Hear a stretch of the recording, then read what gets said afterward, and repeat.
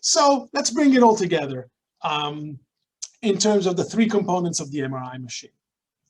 We've seen that the first component, the static magnetic field, we use that so that we can take protons, in our case hydrogen protons, and if we put them inside the static magnetic field, we will align them half in the parallel direction, half in the anti-parallel, but a few more in the parallel direction. And this creates a net M0 vector, which we want to measure.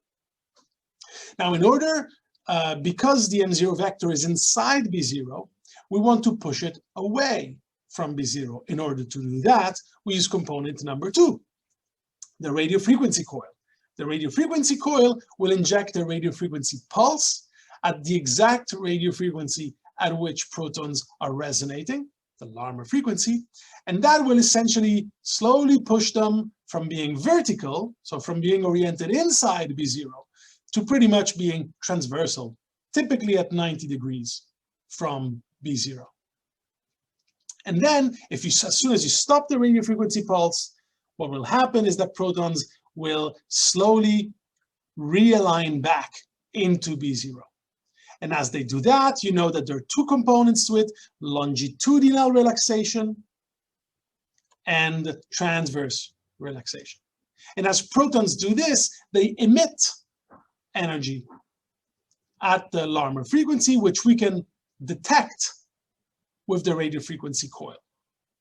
Now you can remember, and you also remember, that we can tweak the interval in between successive pulses and the time before we take a picture or we measure M0 in order to obtain contrast between different tissues so that we can see the tissues we care about.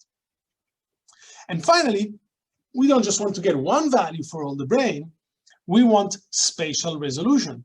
In order to do this, we apply 3 gradients, typically in sequence. We first apply a Z gradient, thanks to the Z gradient coil, which allows us to select only one slice of brain, as opposed to excite only protons inside one slice of brain, as opposed to all the protons. And this gives us resolution in the Z direction. Then we can take the protons from that slice and we can apply other 2 gradients, typically first the Y, first the phase encoding gradient, and then the frequency encoding gradient. And this way, we've managed to get resolution along both the X and Y direction. And this is how we go from protons to obtaining a full image of the brain with MRI.